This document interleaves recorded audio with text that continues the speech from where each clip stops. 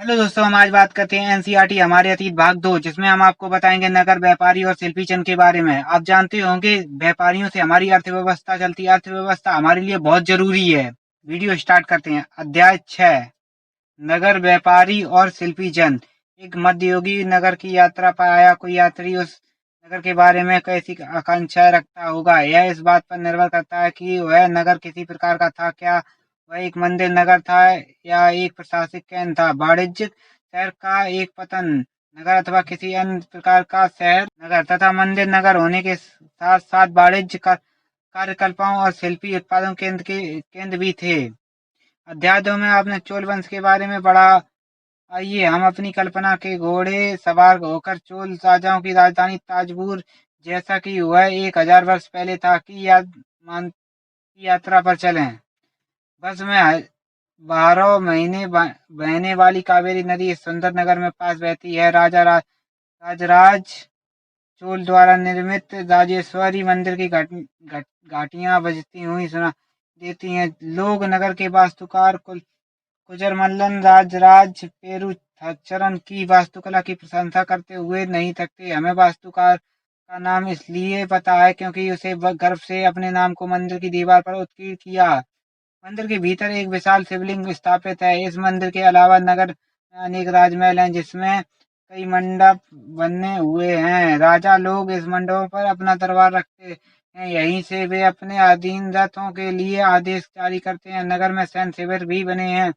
नगर उन बाजारों की हलचल से भरा हुआ है जहां अनाज, मसालों, कपड़ों और आभूषणों की बिक्री हो रही है। नगर के लिए जल की आपूर्ति कुओं और तालाबों से होती है। ताजपुर और उनके निकटवर्ती नगर उरैयोर के साली यह बुनकर मंदिर के उत्सव के लिए झंडे झाड़ियां बनाने का कपड़ा, राजा और अभिजात वर्ग के लिए बढ़िया सूती वस्त्र और जनसाधारण के लिए मोटी सूती वस्त्र तैयार कर यहाँ से कुछ दूरी पर स्वामी मलाई में स्थापित अथवा मूर्तिकार उत्तम काष्ठ मूर्तियां तथा लंबे सुंदर घंटा धातु के दीप बना रहे हैं। मंदिर नगर और तीर्थ केंद्र। ताजपुर एक मंदिर नगर भी उदाहरण है। मंदिर नगर नगरीकरण का एक अत्यंत महत्वपूर्ण प्रतिरूप प्रस्तुत करते हैं। नगरीय नगरों के विकास की प्रक्रिया में मंदिर अक्सर समाज और अर्थव्यवस्था दोनों के लिए अत्यंत महत्वपूर्ण होते थे। शासक विभिन्न देवी देवताओं के प्रति अपना भक्ति भाव दर्शन के लिए मंदिर बनाते थे। वे मंदिरों को भूमि एवं धन अनुदान में देते थे, जिनकी आय में धार्मिक अनुष्ठान विधि विधान से संपन्न किए जाते थे। तीर्थ तथा पुरोहित पंडित को भोजन कराया जाता था और सब मनाए जाते थे। मंदिर के दर्शनार्थी से दान दक्षिणी दिया करते थे। मंदिर के कर्ता धर्ता मंदिर के धन को व्यापार एवं साहूकारी में लगाते थे। सहन सहन समय के साथ बड़ी संख्या में पुरोहितों, पुजारी, कामगार, शिल्पी, व्यापारी आदि मंदिर तथा उनके दर्शनार्थियों एवं तीर्थयात्रियों की आवश्यकता को पूरा करने के लिए मंदिर के आसपास बसाए गए। इस प्रकार मंदिर नगरों का विकास हुआ। इसी रीति रिवाज से मंदिरों के चारों ओर अनेक नगरों का आविर्भाव हुआ, जैसे मध्य प्रदेश में भिल्ली, स्वामीन, विशाला या विदिशा और गुजरात में सोमनाथ। कुछ अन्य महत्वपूर्ण मंदिर नगर तमिलनाडु में कांचीपुरम तथा और आंध्र प्रदेश में तिरुपति है। तीर्थ स्थल भी धीरे धीरे नगरों के रूप में विकसित हो गए। वृंदावन उत्तर प्रदेश और तमिलनाडु ऐसे नगरों के दो उदाहरण हैं। अजमेर राजस्थान 12वीं शताब्दी के चौहान राजाओं की राजधानी था और आगे चलकर मुगलों के शासक में वह सूबा मुख्यालय बन गया। यह नगर धार्मिक सत्य का एक उत्कृष्ट उदाहरण प्रस्तुत करता है। सुप्रसिद्ध सूफी संत ख्वाजा मोइनुद्दीन चिश्ती अध्याय 8 देखें। यहाँ 12वीं शताब्दी में बस गए थे और उनके दर्शनार्थी एवं श्रद्धालु सभी पंथों मातों के हुआ करते थे। अजमेर के पास ही पुष्कर सरोवर, जहाँ प्राचीन काल में ही तीर्थ यात्री करते थे। छोटे नगरों का साजल। 8वीं शताब्दी से उपद्वीप में अनेक छोटे छोटे नगरों का सजा सा बिछने लगा। संभवतः उनका प्रादुर्भाव बड़े बड़े गांवों से हुआ था। उनमें आमतौर पर एक विकासवाद में जिसे मंडी कहा जाने लगा होती थी, जहां आसपास के गांव वाले अपनी उपज बेचने के लिए लाते थे। उनमें ऐसी गद्दियां थीं जहां दुकानें एवं बाजार थे, जिन्हें हट बाद में हाट कहा जाने लगा। कहा जाता है कि इसके अलावा भिन्न भिन्न प्रकार के कारीगर तथा शिल्पियों जैसे कुम्हार, तेलियां, और बनाने वाले ताड़ी बनाने वालों, सुनारों, लोहारों तथा पत्थरों तोड़ने वाले आदि के अलग-अलग बाजार होते थे। कुछ व्यापारी तो नगर में स्थायी रूप से बसकर अपना कारोबार करते थे, जबकि कुछ अन्य व्यापारी नगर घूमकर की क्रय विक्रय किया करते थे। आसपास और दूर-दराज के व्यापारियों इन नगरों में स्थानीय चीज उपज खरीदने और दूरवर्ती स्थानों के उत्पाद जैसे घोड़े, नमक, कपूर, केश, पान, सुपारी और काली मिर्च जैसे मसाले बेचने के लिए आते थे। आमतौर पर कोई सामंत यानी पर तृतीय काल का जमींदार इस नगरों में यहाँ इसके आसपास किलेबंदी कर महल बना लेता था। ऐसे सामंत व्यापारियों, शिल्पकारों तथा उनके व्यापार की वस्तुओं पर कर लगाते थे और कभी-कभी इन करों के संग्रहण का अधिकार उन स्थानीय मंदिरों को प्रदान कर देते थे, जिनका निर्माण स्वयं उनके द्वारा घना व्यापारियों द्वारा कराया गया होता था। ऐसे अधिकारियों का उल्लेख अभिलेखों के लिए गया है, जो आज भी पाए जाते हैं। बड़े और छोटे व्यापारी कई प्रकार के हुआ करते थे। उनमें बंजारे लोग देखिए 10-7 भी शामिल थे। कई व्यापारी विशेष रूप से घोड़ों के व्यापारी अपने संघ बनाते थे, जिनका एक मुखिया होता था और वह मुखिया उनकी ओर से घोड़े खरीदने के लिए इच्छुक योद्धाओं से बातचीत करता था। चूंकि व्यापारियों को एक राज्यों तथा जंगलों में होकर गुजरना पड़ता था, इसलिए वे आमतौर पर काफिले बनाकर एक साथ यात्रा करते थे और अपने हितों की रक्षा के लिए व्यापार संघ गिल्ड बनाते थे। दक्षिणी भारत में 8वीं शताब्दी और परवर्ती काल में अनेक ऐसे संघ थे। उनमें सबसे प्रसिद्ध ग्राम और नानादेशी थे। ये व्यापार संघ द्वीप के भीतर और दक्षिण पूर्व एशिया तथा चीन के साथ भी दूर-दूर तक व्यापार करते थे। इनके अलावा चेटियार और मारवाड़ी, ओसवाल जैसे समुदाय थी, जो आगे चलकर देश के प्रधान व्यापारी समूह बन गई। गुजराती व्यापारी में हिंदू बनिया और मुस्लिम बेहारा दोनों समुदाय शामिल थे। वे दूर-दूर तक लाल सागर के बंदरगाहों को फारस की खाड़ी, पूर्वी अफ्रीका, दक्षिण पूर्व एशिया तथा चीन से व्यापार करते थे। वे इन पत्तनों में कपड़े और मसाले बेचते थे। बदले में अफ्रीका से सोना और हाथी दांत एवं दक्षिणी पूर्व एशिया और चीन के मसाले, टीन, मिट्टी के नीले बर्तन और चांदी लाते थे। पश्चिम तट के नगरों में अरबी, फारसी, चीनी, यहूदी और सीरियासी ईसाई बस गए थे। लाल सागर के बंदरगाहों में बेचे जाने वाले भारतीय मसाले और कपड़े इतालवी व्यापारियों द्वारा खरीदे जाने थे और वहां से वे उन्हें आगे यूरोपीय बाजारों से पहुंचाते थे। उन्हें व्यापार में बहुत लाभ होता था।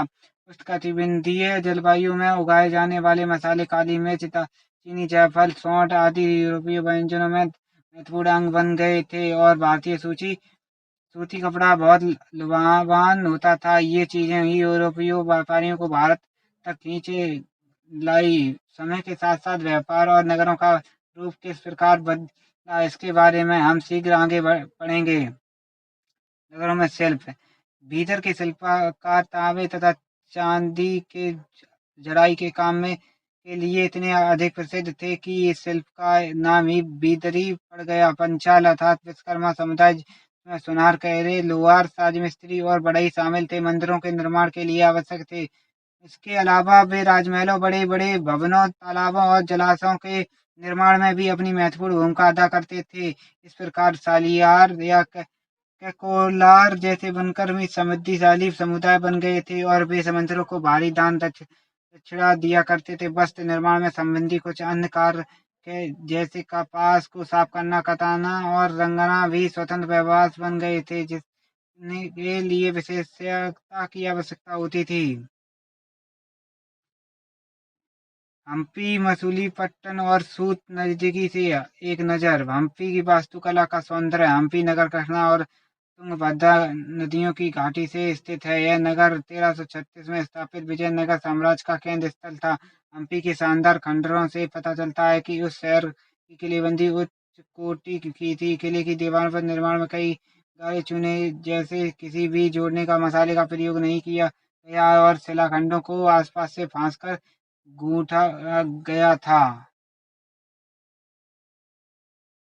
हम्पी की वास्तुकला विशिष्ट प्रकार की थी। वहीं के शाही भवनों में भव्य मेहराब और गुंबद थे। वहां स्तंभों वाले कई विशाल कक्ष थे, जिनमें मूर्तियों को रखने के लिए आले बने हुए थे। वहां सुनियोजित बाग बगीचे भी थे जिनमें कमल और तोड़ों की आकृति वाले मूर्तिकला के नमूने थे। 15वीं 16वीं शताब्दी के अपने समृद्धकाल में हम्पी कई वाणिज्य और सांस्कृतिक गतिविधियों से गुंजायमान रहता था। उन दिनों हम्पी के बाजारों में मुस्लिम सौदागर, चेट्टियों और पुर्तगालियों जैसे यूरोपीय व्यापारियों के एजेंटों का जमघट लगा रहता था। मंदिरों सांस्कृतिक गतिविधियों के केंद्र होते थे और विदेशियों विरूपाक्ष शिव मंदिर के अनेक स्तंभ वाले विशाल कक्षों में देव प्रतिमा राजा तथा प्रजनों के समक्ष नृत्य किया करती थी। महानवी पर्व जो आज दक्षिण में नवरात्रि पर्व कहलाता है, उन दिनों में हम्पी में एक अत्यंत महत्वपूर्ण पर्व मनाया जाता था। पुरातत्वविदों ने उस मानवीय मंच को खोज निकाला जहाँ राजा अपने अतिथियों का स्वागत करता था और अधीनस्थ व्यक्तियों से नजारे उपहार लिया करता था। वहीं विराजमान होकर राजा नृत्य एवं संगीत तथा मल्लयुद्ध के कार्यक्रम की देखा करता था। 1565 में दक्कनी सुल्तानों गोलकुंडा, बीजा, अहमदनगर, बरार और बीदर के शासकों के हाथों विजयनगर की पराजय के बाद हम्पी का विनाश हो गया। सूरत पश्चिम का प्रवेश द्वार। सूरत मुगल काल में कैवी राज के खंभात और कुछ समय बाद के अहमदाबाद के साथ साथ गुजरात में पश्चिम व्यापार का वाणिज्य केंद्र बन गया। सूरत में ओरमुज की खाड़ी से होकर पश्चिम एशिया के साथ व्यापार करने के लिए मुख्य द्वार सूरत को मक्का का प्रसादन द्वारा भी कहा जाता है, क्योंकि बहुत सी यात्री जहाज के ही से रवाना होती थी। सूरत एक सर्वदेशीय नगर था जहाँ सभी जातियों और धर्मों के लोग रहते थे। 17वीं शताब्दी में वहाँ पुर्तगालियों, डचों और अंग्रेजों के कारखाने एवं मालगोदाम के थे। अंग्रेज इतिहासकार ओवेन टिकटन ने 1689 में सूरत बंदरगाह पर करते हुए लिखा है, किसी भी एक वक्त पर भिन्न भिन्न देशों में औसतन 100 जगह इस बंदरगाह पर लंगर डाले खड़े देखे जा सकते थे। सूरत में ऐसी अनेक दुकानें थीं जो सूती कपड़ा, थोक और फुटकर कीमतों पर बेचती थीं। सूरत के वस्त्र अपने टेराकोटा किनारियों जारी के लिए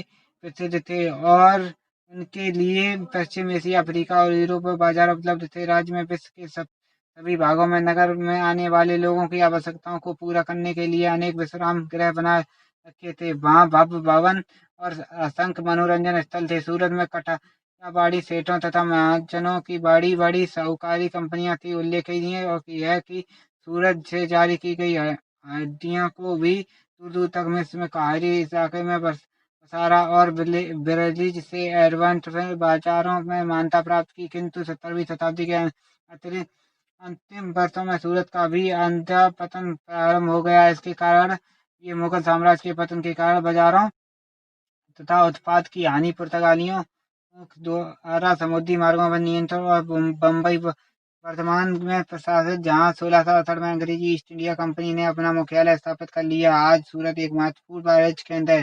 जोखिम भरा दौर।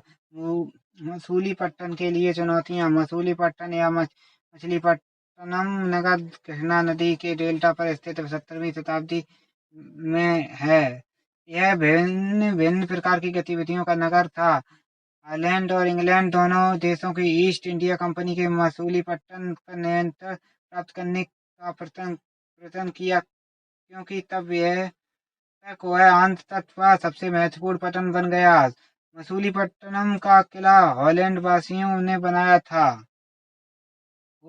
गोलकुंडा के कदम शाही शासकों ने कपड़ों, मसालों और अन्य चीजों की बिक्री पर शाही के एकदार लागू किया, जिससे कि वहां का व्यापारी पूरी तरह ईस्ट इंडिया कंपनी से हाथों में न चले जाए। भिन्न व्यापारी समूह गोलकुंडा के कुलीन वर्गों, भारतीय सौदागरों, तेलुगु कम्युनिटी, चीटियार और यूरोपीय व्यापारियों ने नगर की घनी आबादी वाला और समृद्धिशाली बना दिया। जब मुगलों ने गोलकुंडा तक अपनी शक्ति बढ़ा ली तो उनके प्रतिनिधि सूबेदार मीर जुमला ने, जो कि स्वयं एक सौदागर था, हॉलैंड वासियों और अंग्रेजों को आसपास में भिड़ना शुरू कर दिया। 1686 से 87 में मुगल बादशाह औरंगजेब ने गोलकुंडा को मुगल साम्राज्य में मिला लिया। अब यूरोप कंपनी के सामने अन्य विकल्प ढूंढने की समस्या खड़ी हुई। कंपनी की नई नीति के अंतर्गत केवल इतना ही पर्याप्त था कि पतन भीतरी देश प्रदेश के उत्पादन केंद्रों के साथ संबंध बनाए रखे, बल्कि इस बात की आवश्यकता महसूस की गई है कि कंपनी के नए केंद्र एक साथ राजनीतिक, प्रशासन तथा वाणिज्य भूमिकाएं अदा करें।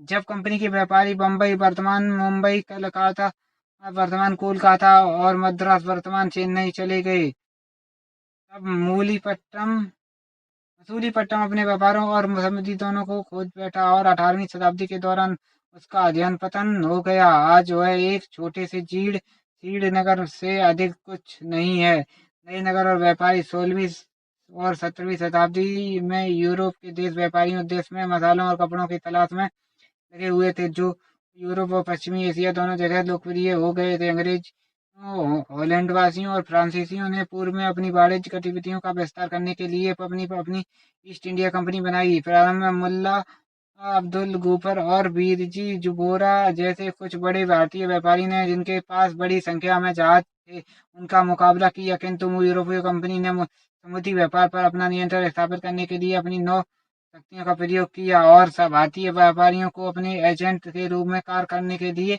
मजबूर कर दिया। अर्थात अंग्रेज उपमहाद्वीप के एक सफल वाणिज्य एवं राजनीतिक शक्ति के रूप में उभर कर स्थापित हो गए। वस्तुओं जैसी वस्तुओं की मांग में तेजी आने लगी। अधिक लोगों ने कताई, बुनाई, धुलाई, रंगाई आदि का धंधा अपना लिया। इससे इस शिल्पों का बहुत विस्तार हुआ। भारतीय वस्त्रों के रूप में रंग में डिजाइन अधिकारी परिष्कृत होते गए, किंतु इस काल में शिल्पकारों की स्वतंत्रता घटने लगी। शिल्पी जन पेशगी की प्रणाली पर काम करने लगी, जिसका अर्थ है था कि जिन यूरोपीय एजेंटों से पहले की पेशगी ले ली थी, उन्हीं के लिए उन्हें कपड़ा बुनना होता था। अब बुनकर को अपना कपड़ा या बुनाई के नमूने बेचने की स्वतंत्रता नहीं थी। उन्हें तो कंपनी के एजेंटों द्वारा निर्धारित डिजाइन के कपड़ों उन्हीं की मांग के अनुसार बनाने पड़ते थे। 18वीं शताब्दी में मुंबई, कलकत्ता और मद्रास नगरों का उदय हुआ, जो आज प्रमुख महानगरों हैं। शिल्प और वाणिज्य में बड़े बड़े परिवर्तन आए जब बुनकर जैसे कारीगर तथा सौदागर यूरोपीय कंपनी द्वारा इन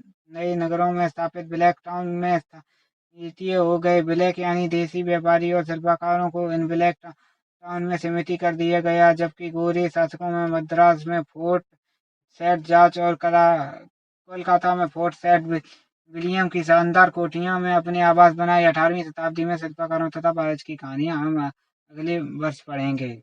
अध्याय समाप्त।